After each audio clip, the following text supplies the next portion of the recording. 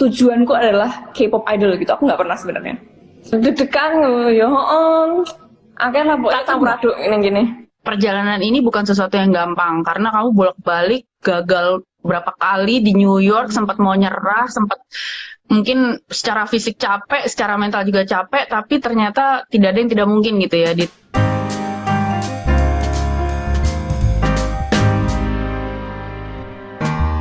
Halo teman-teman, aku sekarang lagi mau live bersama teman aku di Takarang. Sebentar lagi aku akan nungguin dia masuk ke live aku dan request join live aku.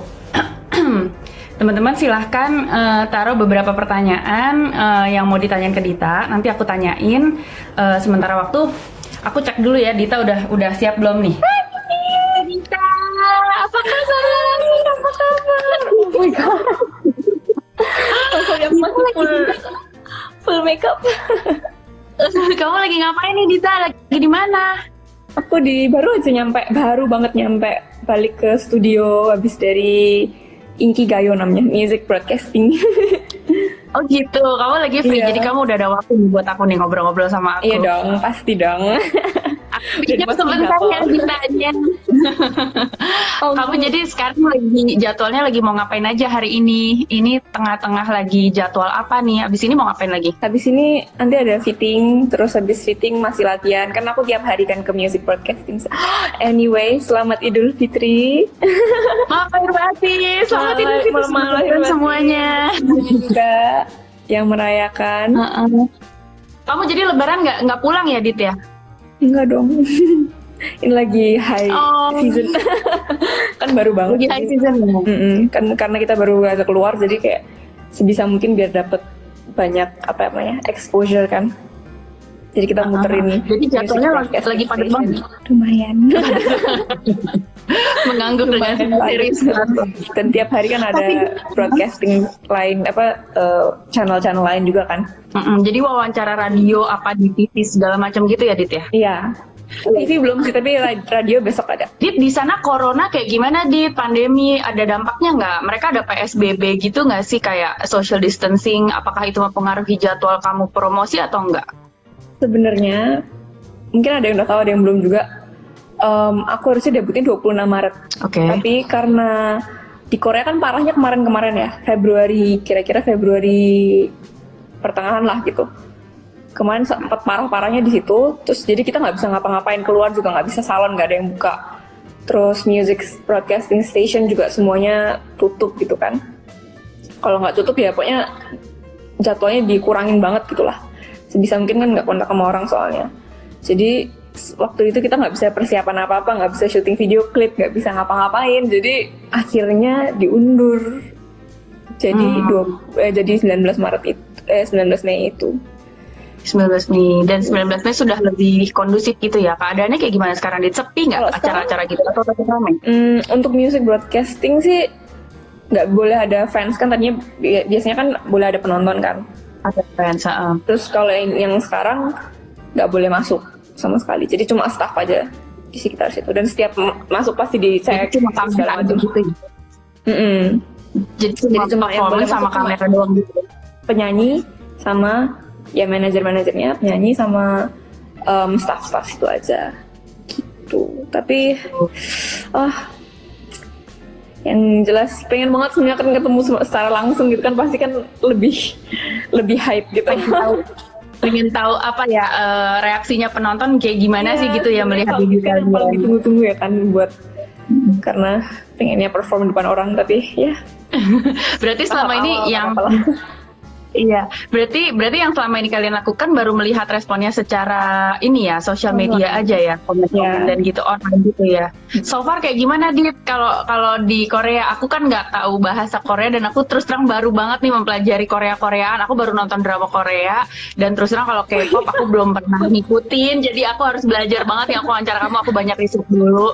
Please maklum kalau aku banyak nggak tahu, boleh nggak diceritain kayak gimana selama ini kalau kamu lihat responnya di Korea sendiri? Respon di Korea sih, jujur kita fans memang lebih banyak sih fans luar kan, masihan. Jadi dan kita juga belum karena belum bisa ketemu. Gimana?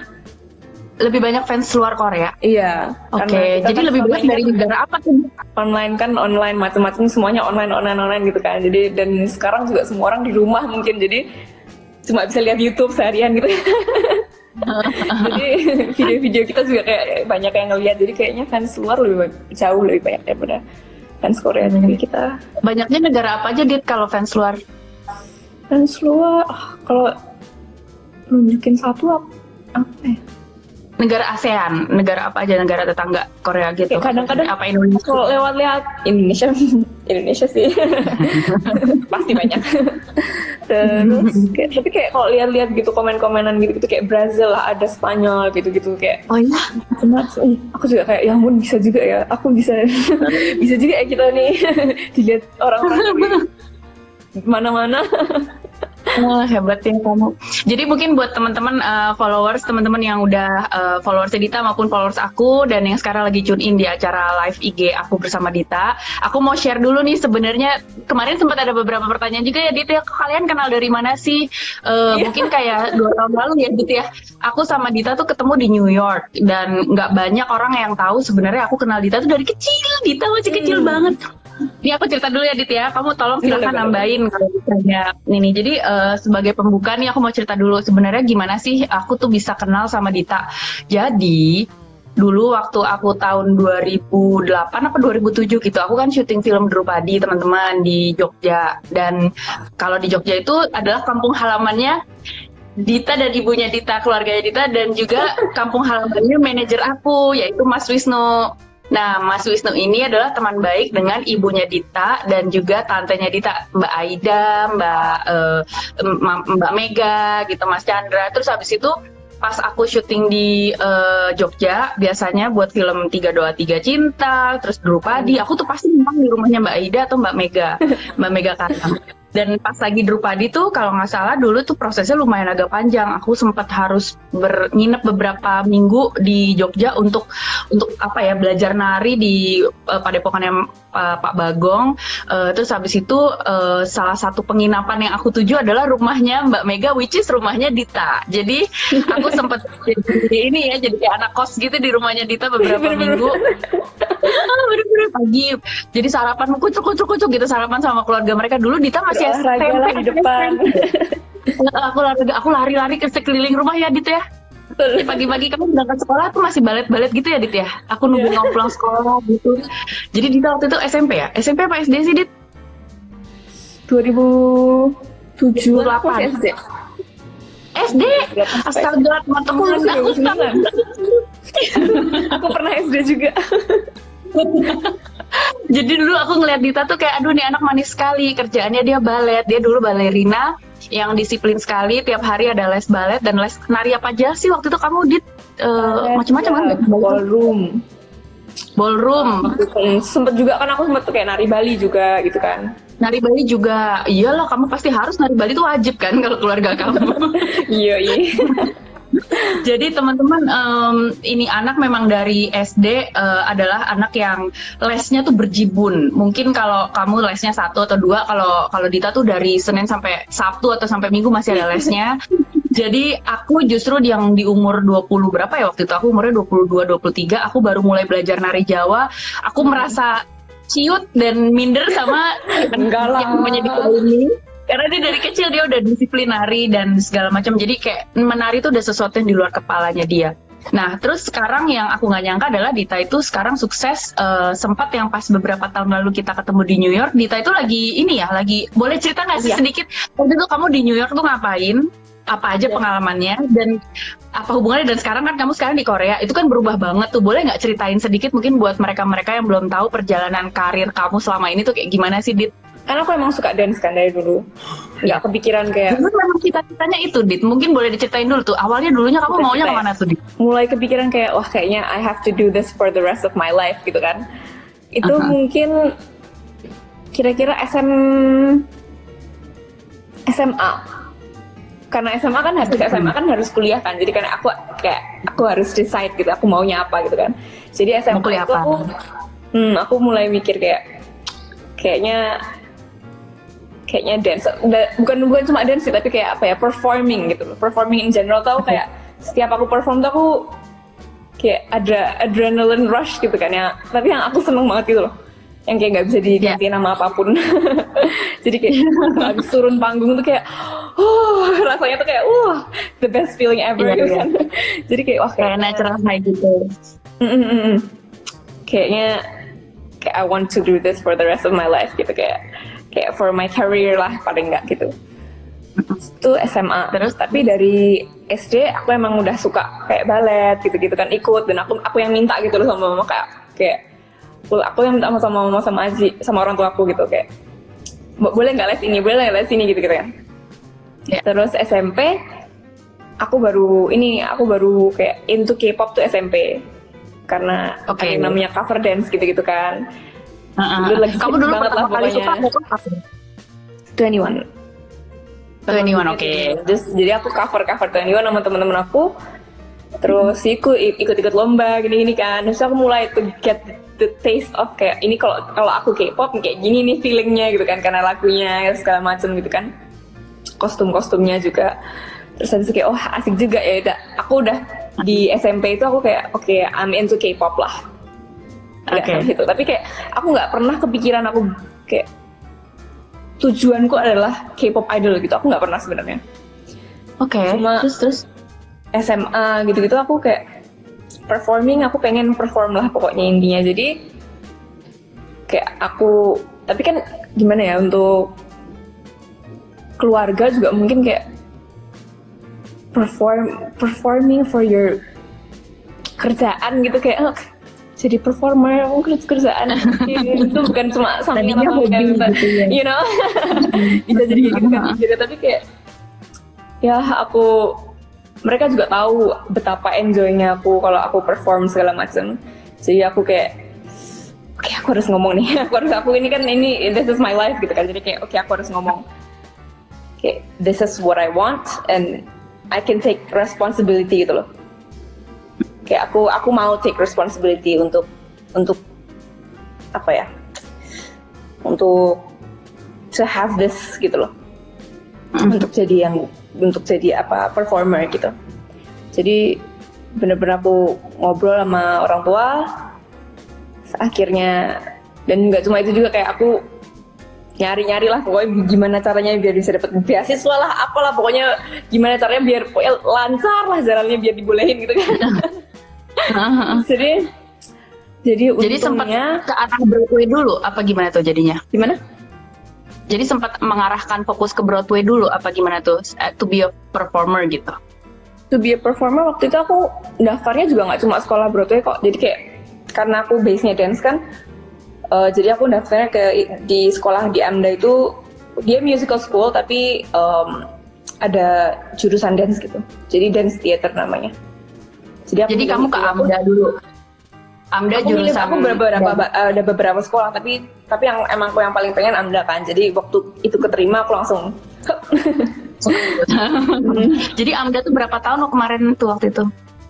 2 tahun. Konservatori program memang 2 tahun. Jadi lulus konservatori program. Mungkin teman-teman yang belum tahu AMDA tuh apa sih, belum familiar. Kalau di dunia, di Amerika sih AMDA tuh kayak udah paling prestigious ya. Kamu kalau lulus dari AMDA tuh biasanya udah langsung pasti bisa kepake di industri, di Broadway maupun di industri film pun gitu ya. Dan itu kamu wajib dapat film Broadway acting gitu, sama nyanyi juga ya. Dapat sih, tapi walaupun karena dia musical school, jadi walaupun aku jurusannya dance, tetap dikasih kayak acting class, musical theater class, atau singing class gitu-gitu tetap dikasih, walaupun kita dance majors gitu. Asik juga sih, bisa nyicip gitu kan, kayak acting kayak gini gitu, nyanyi kayak gini. Kan tadinya nggak bisa, belum pernah kan aku kelas acting atau kelas apa gitu, kayak wah gini ya rasanya acting. Terus, kamu boleh cerita sedikit nggak pas di New York tuh kayak gimana sih persaingannya sama yang lain? Teman-temannya tuh gampang nggak sih nyari teman-teman, atau lumayan kayak bersaing banget sampai jadi susah cari teman apa gimana? Nyari teman, aku sebenarnya aku kan bukan tipe yang apa ya, kayak mulai ngomong duluan gitu kan, bukan tipe seperti itu ya. Jadi waktu pertama kali di New York juga aku kayak udah nggak kenal siapa-siapa, tapi kan aku nggak mungkin juga aku hidup sendirian terus kan. Jadi waktu itu juga makanya aku bilang daripada nyari apartemen atau apa, mendingan di dorm, karena kalau di dorm kan pasti ada teman-teman tuh yang dari kelas gitu kan, jadi bisa main bareng-bareng gitu kan, kayak berangkat bareng gitu. Jadi dari kayak gitu-gitu aja sih untuk nyari temennya. Tapi kalau persaingan ini nih, yang persaingan setelah aku lulus kan nggak mulai audisi tuh, persaingannya ketat banget. Yang kayak aku, wah, dari semua role di dunia ini kok aku nggak ada yang dapet ya gitu. sampai kadang kayak aku udah audisi berkali-kali kok nggak ada yang dapet gitu, kayak lolos round 2, dari round 2 nggak dapet lagi. Terus habis itu kayak daftar yang ini, daftar Disney, daftar cruise, daftar segala, semuanya aku daftarin. Cruise juga kamu daftar ya? Waktu itu aku Jadi waktu itu kamu daftarnya ke musical, kayak Broadway musicals gitu kan? Kamu ngambil peran-peran yang penari itu. Amda, jadi kayak apa ya? Aku merasa kayak lebih linked apa aja kalau aku dengan resume yang aku punya di Amda gitu kan, lebih apa ya? Lebih cocok kalau aku nge-apply ke situ-situ kan. Betul. Jadi aku apply ke semuanya yang kayak Broadway based gitu, musical based. Jadi tapi jadi kayak jadi yang kayak main karakternya gitu, atau yang kayak semua basically part of it aja gitu, apa gimana? Aku biasanya apply terus nanti mereka yang kan, kalau itu kan kayak ada, kalau di Broadway itu apa ya, kayak stereotype gitu, kayak typing kan udah ada kan. Jadi misalnya karakter ini perlu yang blonde, yang ini, yang itu gitu kan udah ada kan. Jadi ya aku karena aku apply aja, terus nanti mereka yang kayak oke, kamu di apply buat ini, kamu yang buat ini, kamu buat ini gitu. Tapi kalau untuk di musical kok, walaupun aku lulusan sekolah musical gitu kan, temen-temenku juga kayak semua, aku udah mikir temen-temenku juga ya dance keren-keren semuanya, kok juga kayak ada ya, walaupun banyak juga yang udah masuk ya, tapi kayak banyak juga ya yang nggak dapet gitu. Padahal bagus-bagus gitu ya. Jadi aku juga kayak nggak gampang emang. Emang di dunia ini Emang gak gampang. Jadi kamu udah sempat ngejalanin di New York, sempat hampir mengadu nasib di dalam industri Broadway musical di New York gitu. Terus abis itu apa sih yang membuat kamu akhirnya jadi ganti haluan ke musik K-pop, dan akhirnya kamu ke Korea? Ya boleh diceritain nggak sih itu gimana sih? Terus kemarin juga banyak yang nanya ke aku, kamu kok bisa jadi nyanyi dalam bahasa Korea? Maksudnya itu kan satu barrier yang untuk nembusnya mungkin kan susah banget. Nah prosesnya itu gimana? Apakah kamu emang udah nyicil belajar bahasa Korea dari sebelum kamu pindah? Apa dari SMP itu kamu udah les bahasa Korea? Atau gimana sih? Boleh ceritain nggak sih? Jadi dari apa nih? Pindah haluan. Dari New York. Di New York kan karena aku tahu aku suka K-pop. Jadi walaupun aku itu di masa-masa juga dimana aku audisi terus, tapi aku nggak pernah keterima gitu kan. Ya ada sih kayak keterima, tapi kayak project-project kecil yang kayak project-project apa ya, individual gitu loh, yang kayak orang bikin apa namanya, project dance apa kecil-kecilan gitulah. Iya. Yang project-project gitu emang sih ada, kayak adalah yang dapat gitu beberapa kali. Tapi kayak it's not my main goal kan. Jadi aku rasanya kayak aku masih pengen ini, it's not the kind of like, kayak aku nggak pengen yang kecil-kecil kayak gitu terus gitu kan. Aku pengen yang kayak kayak apalah, perform in a big stage gitu kan. Jadi aku waktu itu juga apa ya namanya, kayak slump atau apa ya, kayak stres gitulah, kayak kok nggak bisa terus ya gitu, kayak kenapa nggak ada yang nyangkut ya gitu. Dan di saat itu aku kayak karena aku tahu aku suka K-pop, jadi aku daftar kayak kelas-kelas K-pop dance gitu di dance studios di New York. Terus di situ ada audisi ini, ada audisi macam-macamnya, ada audisi macam-macam, ada audisi. Band kamu ini bukan? Band kamu ini bukan? Audisi company. Oh oke. Audisi company gitu. Jadi kayak yang ada audisi company gede, yang namanya Big Three itu ada. Terus aku udah pernah ikut juga, tapi nggak lolos. Terus habis itu di dance studio ini ada audisi bulanan gitu. Audisi kayak company ini kayak company-nya lebih kecil-kecil gitu loh. Lebih baru-baru, kecil-kecil gitu company-nya. Jadi kayak lumayan lah Kak, gratis ini gitu kan. Jadi take the chance gitu. Kayak nggak ada salahnya kalau karena aku enroll di dance studio ini, aku bisa ikut gitu. Jadi ikutlah aku audisi itu, terus di antara semuanya si Fine ini si Fine ini bilang kalau interested, tapi setelah itu nggak ada kabar sebenarnya, nggak ada kabar. Okay. So aku kayak tapi kan mereka interested kan, udah bilang interested nih. Jadi waktu aku dari sana aku pulang ke Indonesia, dari aku di New York aku pulang ke Indonesia, aku bilang ke orang tua aku kayak aku pengen ikut 1 million gitu. Terus aku pengen karena aku pengen ikut 1 million dance kan di Korea nih. Sekalian aku mau di sini lagi ke company ini lagi karena mereka udah bilang interested. Aku kayak nih kalau di ini dikit kayaknya masuk nih gitu kan. Jadi aku datang ke Korea sendirian, gak kenal siapa-siapa juga. Bisa ngomong Korea nggak waktu itu? Udah bisa ngomong Korea belum waktu itu? Belum bisa. Oke. Terus. Aku lumayan ini juga ya, pemberani. Nekat. Terus gaspol. Terus selagi aku ikut 1 million dance ini, aku audisi lagi, terus akhirnya diterima lah. Saat itu juga mereka kayak oke, kita seneng kamu, kayak kita perlu ini lagi, bilangnya perlu deh sekarang.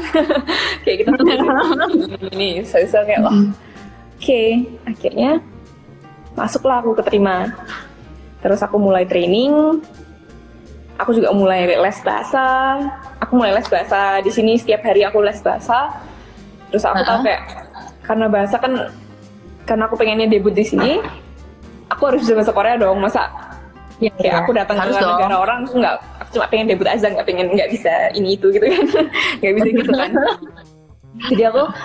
Jadi aku kayak oke, aku les bahasa, dan aku kayak tiap hari bener-bener aku kayak take notes. Aku beneran nonton drama tapi kayak beneran itu kerja. Kadang-kadang kayak tak balikin kayak oke, 10 detik berikutnya sebelumnya tadi ngomong apa dia. Kayak kalau aku nonton drama tuh bener-bener kayak oke, sekarang nggak pakai caption bahasa Inggris, pakai caption bahasa Korea. So, oke, sekarang nggak pakai caption nih. Jadi beneran buat belajar gitu. Jadi tapi itu berapa lama prosesnya kamu belajar itu? Oh ya, prosesnya berapa lama tuh dari mulai belajar sampai akhirnya kamu jadi udah mulai bisa ngobrol? Sampai aku bisa ngobrol mungkin kayak 5-6 bulan gitu, sampai aku bisa beneran aku mengucapkan apa yang aku pengen gitu, gak cuma kayak halo atau terima kasih gitu.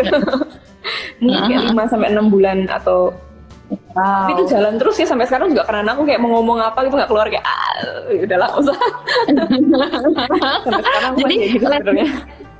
Lesnya tuh bener-bener kayak orang seharian gitu atau cuma berapa jam sehari gitu? Terus banyak kan kamu belajar tiap hari. Oke, 1 jam sehari tapi kamu belajar sendiri gitu? Yang sama guru pakai buku itu 1 jam setiap hari. Tapi setelah itu kan aku kan latihan juga nih sama teman-teman, sama guru-guru, sama staff, semua kan harus ketemu dan harus ngomong kan. Jadi aku di situ aku paling banyak belajar bahasa sebenarnya waktu ngomong atau ngobrol sama member atau ngobrol sama staff gitu-gitu. Dan kalau di sini kan bahasa tuh ada tingkatannya gitu kan. Kalau aku ngomong sama memberku, sama kalau aku ngomong sama senior gitu, kayak kerupuk gitu, kalau maju gitu ya. Beda lagi kan. Itu juga gitu ya. Gitu, tapi nonton drama itu juga aku kayak for learning purposes gitu. Terus ini ada yang nanya nih, jadi kamu selama belajar Korea tuh baru jadi trainee di Vine ini kan? Ada yang nanya, kamu berarti jadi trainee di Vine ini berapa lama kalau dihitung-hitung sampai sekarang udah debut nih, dari sebelumnya tuh sampai debut tuh berapa lama? Berarti hampir 2 tahun kira-kira. Ntar Juli, ntar 2 tahun. 1 tahun. Dan itu proses yang normal apa lumayan ngebut tuh? Lumayan ngebut banget atau memang rata-rata segituan? Rata-rata segitu sih, kayak yang normalnya ya. Tapi di member-memberku juga ada yang udah 7 tahun, ada yang udah 4 tahun gitu-gitu. Jadi oh gitu. Jadi yang lain ada yang udah malah lebih lama dari kamu, tapi belum dimasukin ke dalam grup gitu. Jauh lebih lama daripada aku ada. Wah, terus kemarin juga mereka juga kayak ini udah sebagus ini kan, kurang apa sih mereka sebenarnya gitu kan. Jadi aku rasa kayak ada yang kayak bagus banget sih member-memberku. Ada yang nanya kemarin, Dit, kalau di Korea kan orang-orangnya kan lumayan agak senioritas juga gitu kan ya, Dit ya? Nah, kira-kira kalau kamu gitu ketemu sama kayak mungkin anggota yang lain tapi yang udah lebih senior daripada kamu tuh kayak gimana sih gitu? Harus ada kayak unggah-ungguhnya gitu nggak sih? Kayak ada kesulitan nggak sih untuk mengadaptasi culture seperti itu? Tapi balik lagi karena aku udah punya interest di dunia per K-popan ini, jadi kayak aku udah belajar lebih dulu gitu loh sebelum aku masuk. Kayak gimana sih budayanya gitu-gitu. Jadi walaupun aku harus adaptasi, kayak aku tahu aku harus adaptasi dan aku tahu kayak this will happen gitu loh eventually. Jadi aku kayak waktu aku datang aku juga udah kayak oke, karena dia senior aku harus gini ya, karena dia lebih tua aku harus gini gitu. Jadi kesulitan sebenarnya karena aku prepared. Oke. Karena aku udah kayak tahu what I'm getting myself into gitu. Dulu gitu kan. Jadi walaupun susah dilewatin aja lah gitu, kayak dijalanin aja gitu. Oh ini yang aku pilih gitu kayak. Kalau gitu, kalau boleh kamu perbandingkan gitu, waktu dulu kamu susahnya berjuang di New York dengan industri Broadway musical di New York, sekarang sama budaya Korea yang K-pop yang juga nggak kalah ketat banget gitu ya jadwalnya dan disiplinnya. Kira-kira kayak gimana sih perbandingannya, lebih enak mana? Atau lebih nggak enak yang mana misalnya? Kalau mau pointing out lebih nggak enaknya kayaknya susah deh. Soalnya waktu di New York sama-sama nggak enak. Sama-sama plus minus gitu kan. Gitu ya.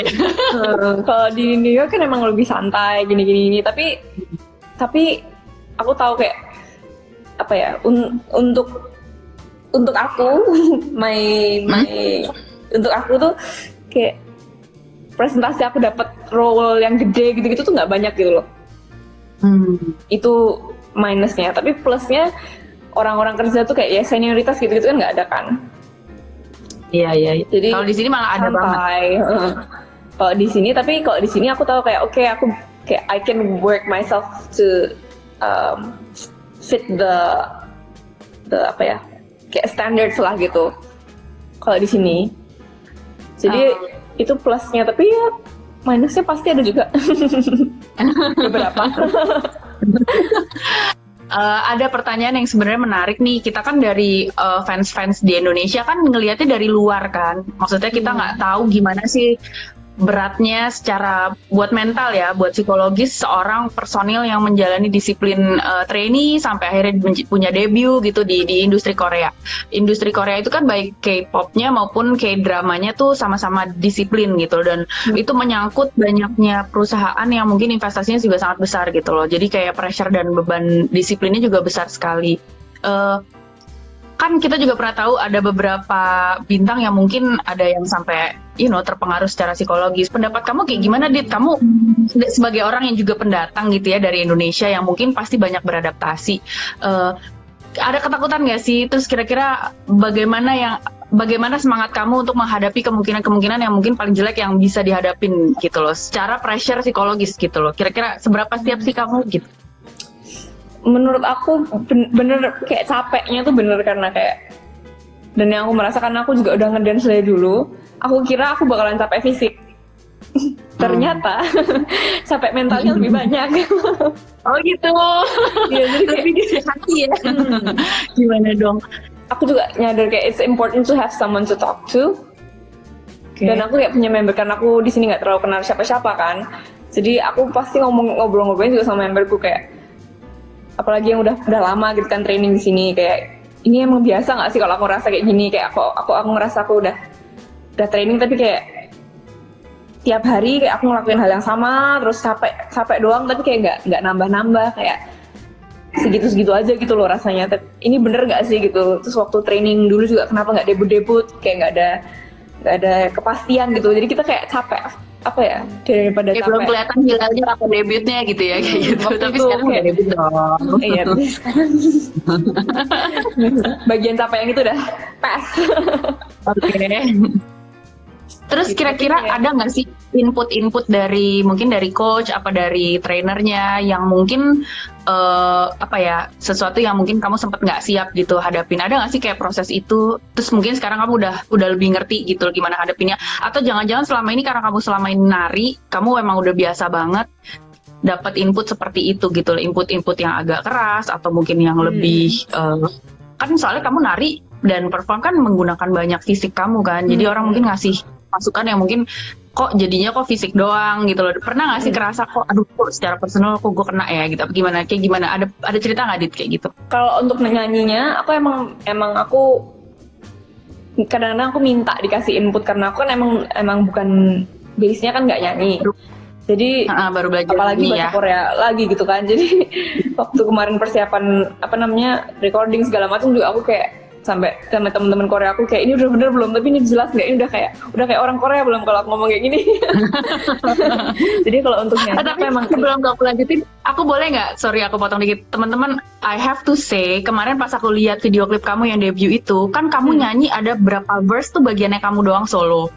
Aku terus terang mikir di situ suara kamu bagus sekali. Maksud aku I don't want to compare karena aku paling menghindari mengcompare satu perempuan dengan perempuan yang lain. Tapi to be honest, personally aku merasa suara kamu Dita itu termasuk yang paling bagus di situ dan aku bangga banget. Maksudnya sebagai seorang penari ya yang bukan penyanyi gitu, yang baru mulai, tapi kok suaranya paling bagus dia. Kalau aku menurut aku loh ya, aku nggak tahu kalau menurut orang lain. Cuma kalau menurut aku, waduh, bagus banget suaranya. Aku sampai terharu. Maksud aku yang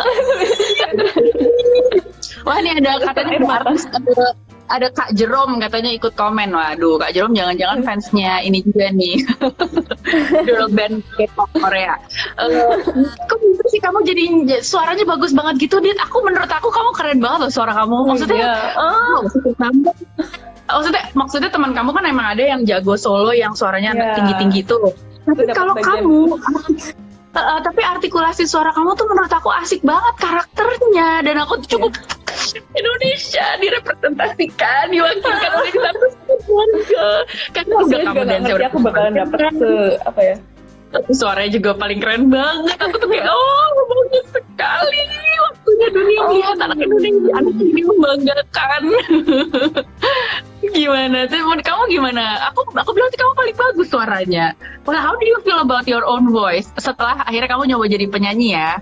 Iya, nyoba jadi penyanyi. Karena aku selama ini aku nggak pernah merasa aku penyanyi sebenarnya. Waktu aku masuk pun juga aku masuk lewat dance kan, kayak aku masuknya kayak mereka perlu dance waktu itu, orang yang bisa dance gitu kan. Jadi aku masuknya waktu itu cuma audisinya dance doang. Jadi juga mereka juga ngerti aku juga waktu itu juga ngerti aku punya paling nggak aku bisa lah nyanyi lah gitu kan, paling nggak dikit-dikit gitu kan. Jadi aku ikut di sini kan juga pasti kan dapat kelas-kelas tiap hari gitu kan, kelas nyanyi juga ada gitu-gitu. Ya udah aku belajar apa yang aku dapat aja dari guruku terus-terusan gitu. Tapi aku nggak ngerti juga bisa dapat this much love dari orang-orang. Ya ampun, her deep voice kayak. Tapi do you like it? Like, do you like your own voice? Do you like the projection of your own voice? What do you think?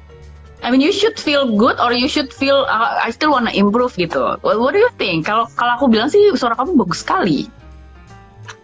Gitu ya. Of course I still wanna improve kan, karena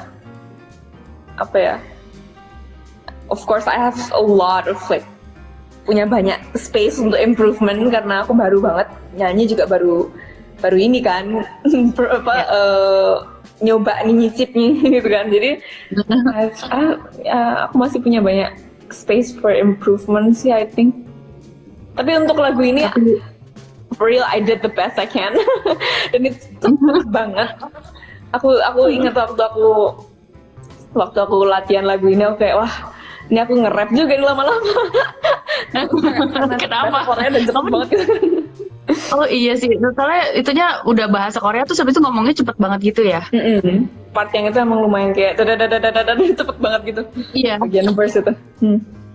Dit, ada yang nanya nih, apa benar Dit kalau katanya di Korea itu agak-agak ada problem rasisme? Aku tahu ini pertanyaan yang agak sulit gitu loh. Kalau emang iya, terus masa gue mau cerita gitu kan maksud gue. Tapi ini pasti banyak yang penasaran. Emang iya nggak sih gitu loh? Seberapa kita dibedain nggak sih sebagai orang yang bukan orang Korea untuk bisa kerja di situ gitu loh? Seberapa besar kamu harus memaklumi perbedaan itu apa gimana? Sejauh ini sih karena aku di company ini aku belum pernah merasakan hal itu sebenarnya ya sejujurnya. Kamu nggak ngerasa dibedakan sama sekali? Malah mereka yang bilang kayak like they like my tan skin and like just keep it that way and like aku juga merasa selama ini kayak yang dibilang orang kayak apa gitu, jadi aku juga nggak terlalu ngerti. Selama ini aku ngeliat orang-orang yang kayak kalau aku ke music broadcasting station semuanya juga kayak mereka semua biasa-biasa, kayak nggak terlalu melihat sih untuk personal dia untuk aku, tapi aku nggak ngerti karena aku mungkin belum keluar lebih jauh lagi, aku juga nggak ngerti ya.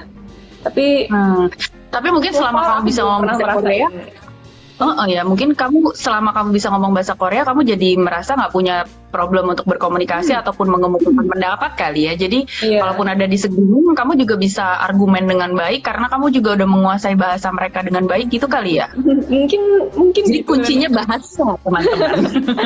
Kali ya. Aku juga karena aku mau beraktivitas di Korea, aku sebisa mungkin aku show them that I'm really interested in this culture and everything. Aku merasa kayak mereka juga nggak mungkin hate me for loving their culture juga gitu. Iya. Oke, Dit, aku perlu nanya, ini pertanyaan yang pasti banyak orang penasaran. Aku juga baru tahu dan baru banyak belajar, ternyata kamu bukan orang Indonesia pertama yang pernah mencoba di industri K-pop kan? Ternyata kamu orang Indonesia kedua. Tapi the first girl band ya. Yes. Kamu bisa cerita banyak nggak tentang si orang Indonesia yang pertama yang waktu itu kalau nggak salah dia boy band ya, boy K-pop band gitu. Kalau aku juga kamu kenal nggak sama dia? Terus kamu pernah ngobrol nggak sama dia? Terus pernah mungkin bertukar pengalaman atau info apa enggak? Apa gimana kira-kira? Sebenarnya aku belum pernah. Pengen sebenarnya pengen reach out kayak hey Indonesia bound gitu kan. Pengen sebenarnya, tapi belum ada waktu. Kasih bocoran dong gitu ya. Kayak gimana sih? Tapi belum ada kesempatan ketemu. Kalau misalnya ada waktu mungkin. Kalau lihat juga mungkin. Tapi belum ada waktu untuk. Jadi personalnya aku belum kenal sama dia, tapi I think he doing like something in this field too. Jadi mungkin masih juga bekerja di industri yang sama gitu ya. Oke, aku mulai mau membacakan beberapa pertanyaan yang dari kemarin tuh sempat udah udah dikumpulin, tapi katanya dari tadi udah ada banyak yang request nih Dita. Sebelum aku mulai jawabin pertanyaan, ada yang request kamu ngomong bahasa Korea, kedua kamu ngomong bahasa Jawa.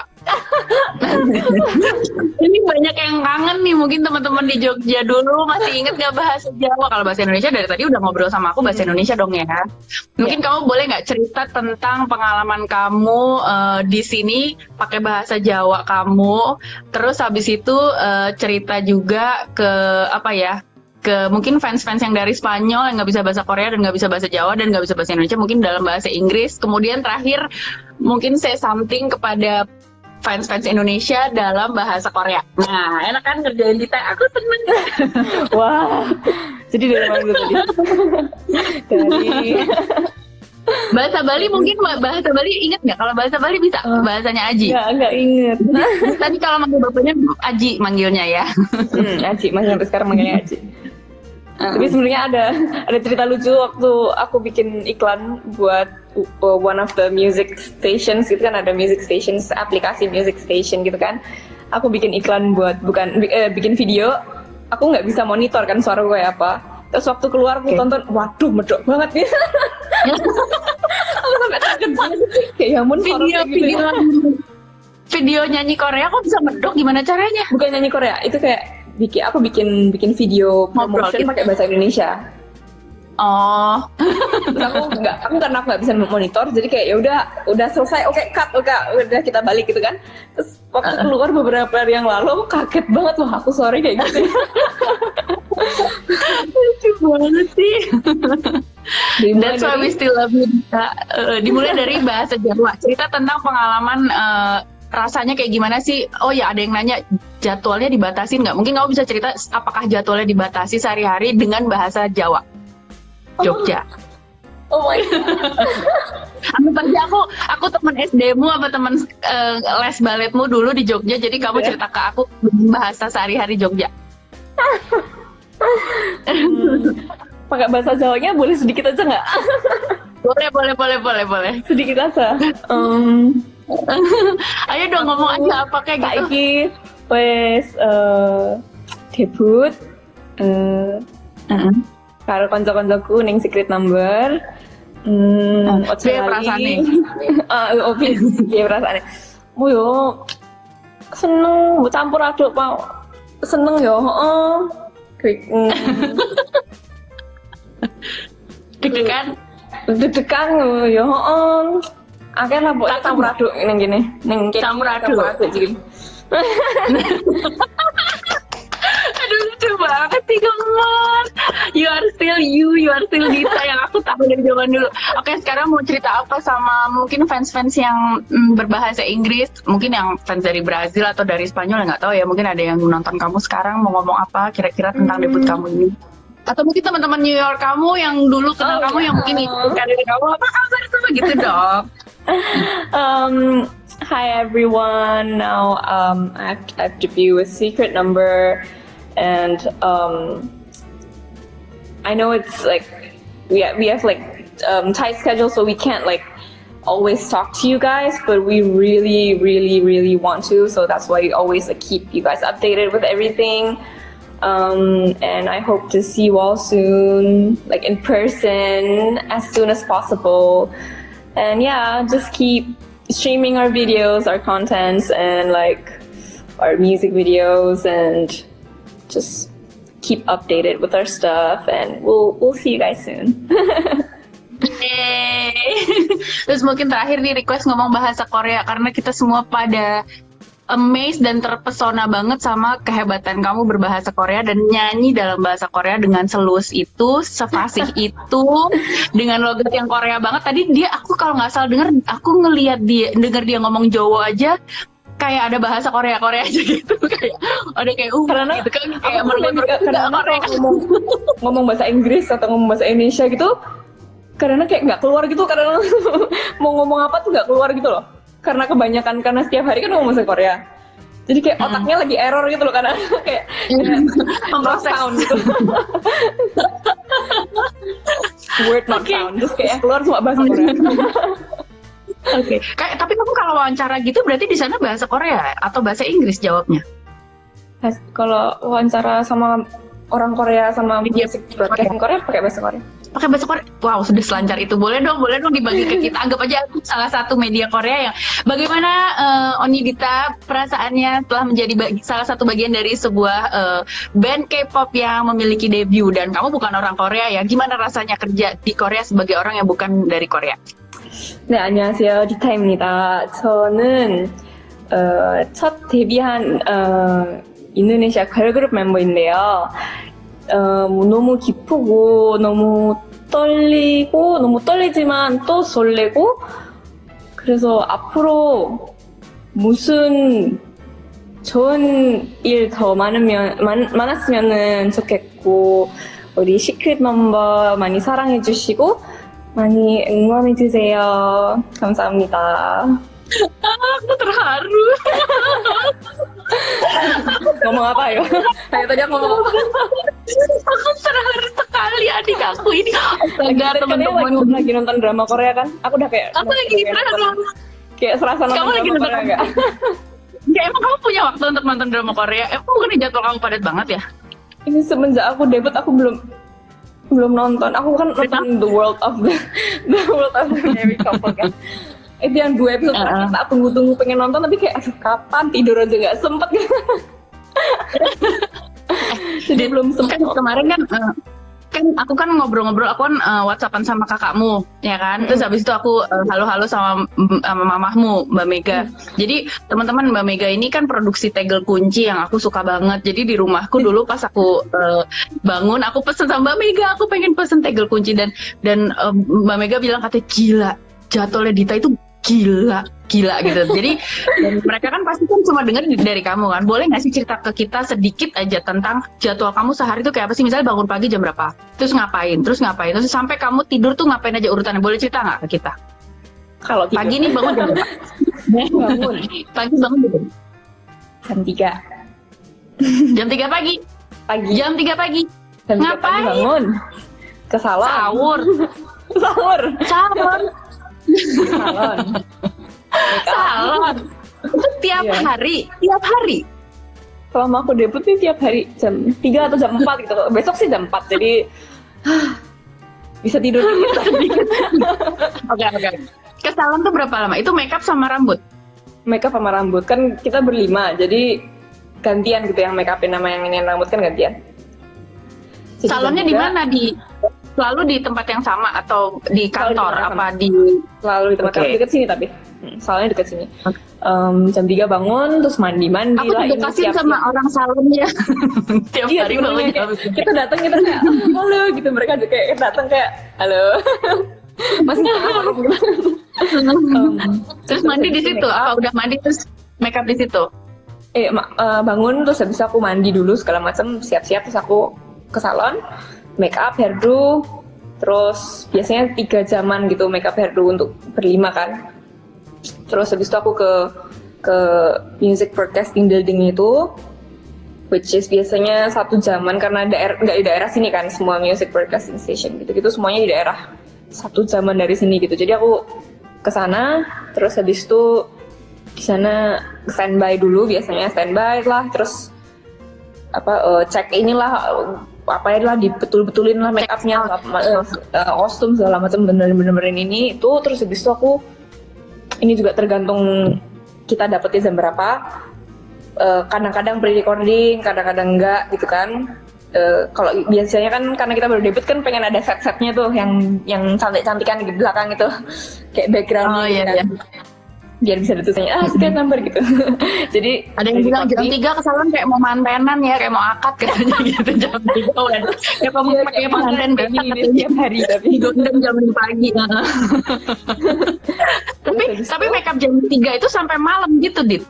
Seharian gitu.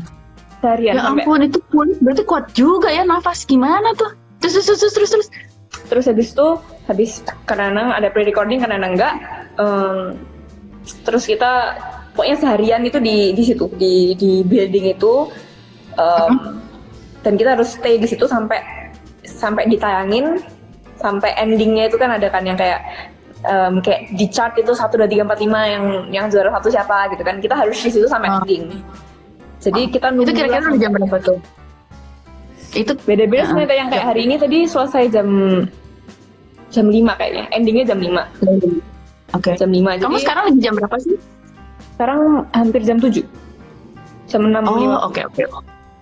Selesai jam 5. Terus ending, terus aku balik lagi ke studio.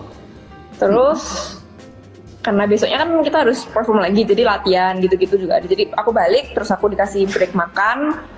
Terus kadang-kadang ada fitting buat kostum besoknya. Ya fitting lah, makan segala macam sampai jam 7-an. Terus dari jam 7 sampai jam 11 atau jam 12 latihan buat besoknya. Oh gitu. Nah, Jadi latihannya tuh malam. Karena kalau wow. malam nggak ada waktu lagi buat latihan kan, tapi harus latihan. Iya. Jadi sampai rumah tuh kira-kira jam 12-an gitu. Jam 12-an. Tidur berarti jam 1. Hapus makeup segala macam jam 1. Biasanya sih aku datang pertama kali aku nyampe studio, aku hapus makeup dulu. Kayak tadi. Oh, udah aku Biasanya temen-temen langsung pada kabur semuanya ke dorm, langsung kayak cuci muka gitu. Oh gitu. Jadi bawa penghapus makeup tuh kemana-mana. Tuh seharian gitu ya. Banyak yang nanya nih, Dit, kok kenapa sih orang di sana kok kalau misalnya di kamera kelihatan bersih banget mukanya, kayak nggak ada jerawat sedikit pun. Padahal kalau kamu cerita makeupnya dari jam 3 pagi sampai mungkin jam 3 sore, jam 5 sore, itu gimana sih bisa memaintain itu? Terus kan kalau aku gitu sih, aku udah apa udaranya, apa airnya, apa ada sesuatu trik tertentu, ada trik perawatan apa ya? Apa mungkin serum tertentu atau masker tertentu yang bikin kita jadi terhindar dari jerawat dan komedo, apa-apa? Kayak iklan deh. Terhindar dari jerawat dan komedo. Yang jelas sih aku pokoknya kalau bersihin yang bersih, terus kayak pakai face wipes pertama, habis pakai face wipe masih pakai oil, itu pun kadang-kadang masih ada yang kayak masih ada juga ternyata gitu kan. Terus jadi berkali-kali gitu ya. Face oil, habis face oil facial wash biasa kayak cuci muka biasa. Habis cuci muka pakai toner, habis toner, terus lotion, terus pakai mask. Masker tuh harus ya? Kalau di Berarti ya? sini kayaknya tapi kayak dianggap biasa gitu loh setiap hari pakai masker kalau sama teman-temanku gitu karena kita udah kayak rutinitas setiap hari gitu kan. Pulang hapus ini mata terus tidur gitu kan. Oh Sebelum tidur gitu. Jadi tidurnya selalu pakai masker. Pakai masker kayak 20 menitan gitu terus habis itu pokoknya lepas langsung selalu di tempat sampah di sini pokoknya lepas langsung tidur. Oh gitu, saya harus mencobanya. Ayo teman-teman kita mencoba. Mulai malam ini kita lakukan apa yang mereka lakukan. Kali aja ada perubahan ya kan. Oke. Nah jadi jadwalnya udah jelas banget. Pokoknya bener-bener padat banget ya. Kita juga makasih banget kamu udah nyediain waktu. Tadi ada yang nanya apa ya? Lupa. Banyak banget men. Bentar ya. Mohon kamu bersabar. Kamu masih ada waktu kan? Kamu harus kelar jam berapa nih? Enggak, belum. Masih ada waktu? Belum. Masih ada waktu berapa menit lagi kira-kira? 일단님, 저 피팅 있어요? 아니면 뭐 있어요? 아니고 수업 있어요. 수업 몇 시에요? 7시요. 7시요? 네. jam 7 ada kelas. Aku tuh gak tahu untuk ngomong bahasa Korea, aku tuh bangga sekali. Aku tuh sangat senang Indonesia direpresentasikan sama kamu anak pintar yang sangat jago ini. Oh ya, ada yang nanya, kamu pernah punya kekhawatiran sendiri nggak sih dengan klausul kontrak agensi di Korea? Ini how to survive di industri K-pop di era sosial media. Ini dari Anvi Project. Silakan dijawab. Karena semuanya di sini standar kontrak kayaknya sama semua deh. Hampir semuanya sama untuk singer. Jadi aku sebelum aku masuk read everything carefully and kayak I know what I'm getting myself into. So aku nggak pernah merasa kayak takut atau gimana karena ya yang tertera akan terjadi gitu kan. Jadi aku kayak nggak pernah ada kayak kekhawatiran apa gitu sih. Berarti kamu di kontraknya masih berapa lama ya ke depannya? Masih lama. Pokoknya masih lama. Panjang ya urusannya. Oke. Terus abis itu ada Keseki. Aku nggak tahu nih jawabnya gimana. Pernah kepikiran buat nyerah nggak sih Mbak Dita? Pada saat berat banget gitu. Waktu aku di New York, aku bilang dulu ada waktu di New York juga pengen nyerah karena nggak ada yang dapat semua role, nggak ada yang dapat gitu kan. Waktu itu pengen nyerah. Terus setelah aku nyampe sini, beberapa kali juga aku kayak ya itu karena aku nggak merasa udah ini segini aja nih kayaknya my skill segini aja nih gitu. Waktu itu juga aku sering beberapa kali pengen kayak ini salah jalan apa ya gitu itu beberapa kali banget.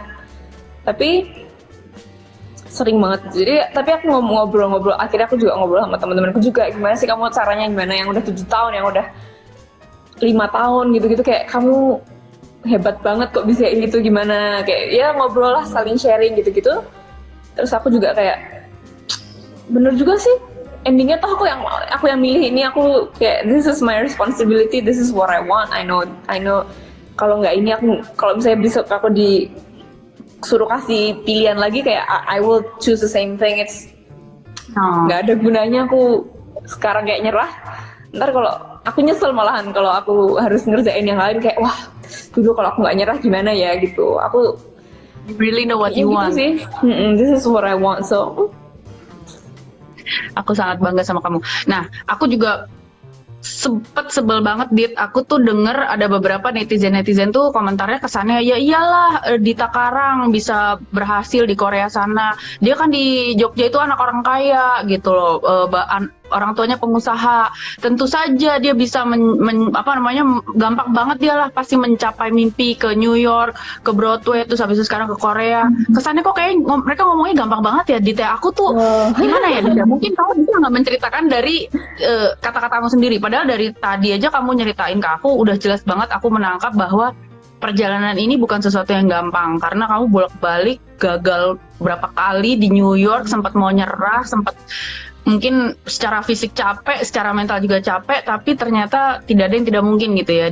Bisa nggak sih kamu jelasin lagi atau apa yang mau kamu sampaikan kepada orang-orang yang beranggapan bahwa mimpi itu cuma bisa dicapai oleh orang-orang yang privilege, orang-orang yang berangkat dari latar belakang keluarga yang well off seperti kamu misalnya. Apakah kamu seberapa besar sih kamu benefit dari latar belakang keluarga kamu untuk masalah pencapaian cita-cita kamu ini ya?